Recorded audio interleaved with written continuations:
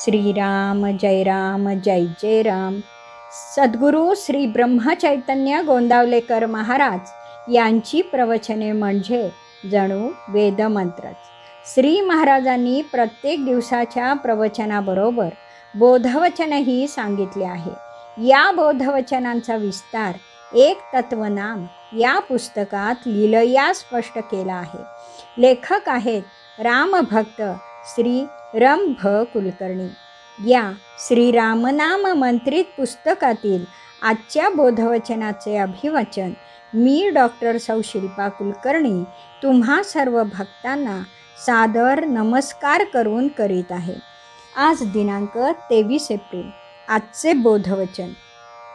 संतांच्या ग्रंथाचा खरा अर्थ कृतीनेच कळेल. श्रीराम. लौकिक आणि पारलौकिक अशा ज्ञानाच्या 2 शाखा आहेत. त्या शाखेची विपुल ग्रंथरचना आहे. विज्ञान, रसायन, अभियांत्रिकी, संगणक अशा अनेक विषयांची ग्रंथरचना ज्यांनी केली ते शास्त्रज्ञ, साहित्य, संगीत, कला यांची ग्रंथरचना करणारे ते साहित्यिक, कलाकार, कवी आणि महाकवी. तर्कशास्त्र, मानसशास्त्र, तत्त्वज्ञान याविषयी पण ग्रंथरचना आहे.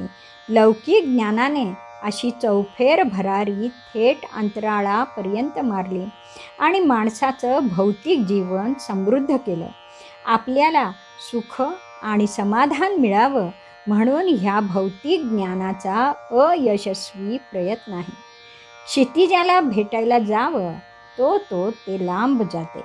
त्याप्रमाणे भौतिक ज्ञान सुखाचा पाठलाग करत आहे पण त्याला सुख सापडत नाही. जसा कौलारातून पडलेला उन्हाचा कवडसा दृष्टीला दिसतो पण मुठीत पकडता येत नाही. पारलौकिक ज्ञानाची दुसरी शाखा संतांनी विकसित केली. ही शाखाही खूप पुरातन आणि सनातन आहे. या शाखेतही बहुमोल ग्रंथसंपदा ऋषी, मुनी, साधू संत यांनी निर्माण केली आहे. माणसाला हवं असलेलं सुख आणि समाधान साधू संतांना सापडलं आहे. सुख हे बहिर्मुख वृत्तीने किंवा भौतिक ज्ञानाने लभ्य नाही. ते सुख अंतर्मुख वृत्तीने मिळेल असं संतवचन आहे. मी कोण याचे ज्ञान झाले की सुख प्राप्त होईल. अंतरातील जीव म्हणजे मी आणि देहातील जीव म्हणजे विश्वातील शिव होय. शिव हाच सत्य आणि सुंदर आहे. तो अविनाश, अनंत, अपार, सर्वव्यापी, अदृश्य आणि स्वयंभू आहे.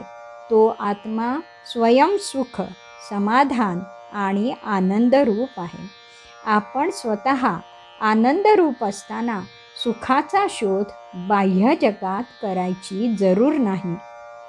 आनंदरूप होऊन विश्वात कुठेही संचार केला तरी आत बाहेर सर्वत्र आनंदाचाच साक्षात्कार होईल.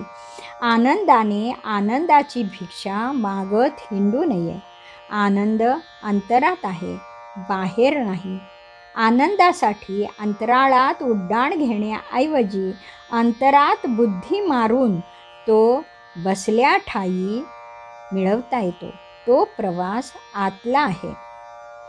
तो प्रवास करून संतांनी तो शोधला, त्याचा अनुभव घेतला आणि बुडते हे जन देखवेना डोळा ह्या कळवळ्याने आपल्यासाठी तो ग्रंथबद्ध केला.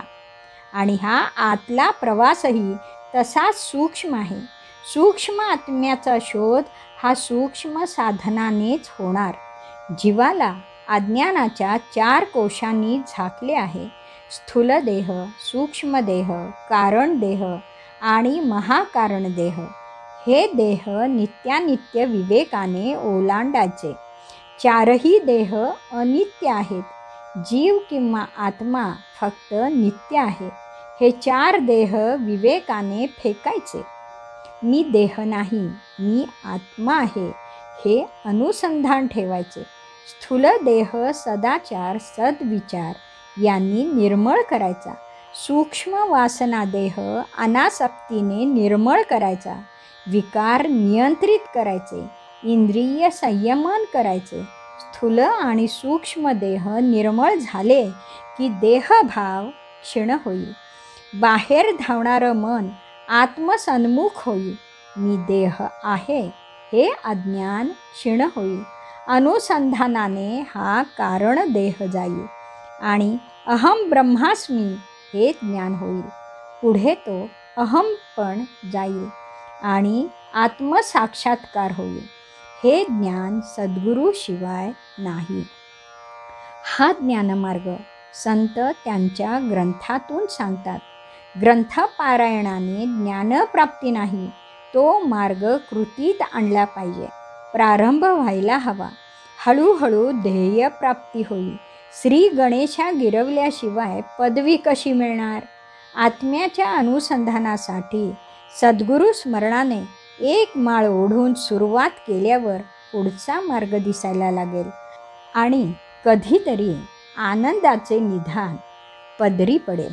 संतांच्या ग्रंथाचा अर्थ कृतीनेच कळेल.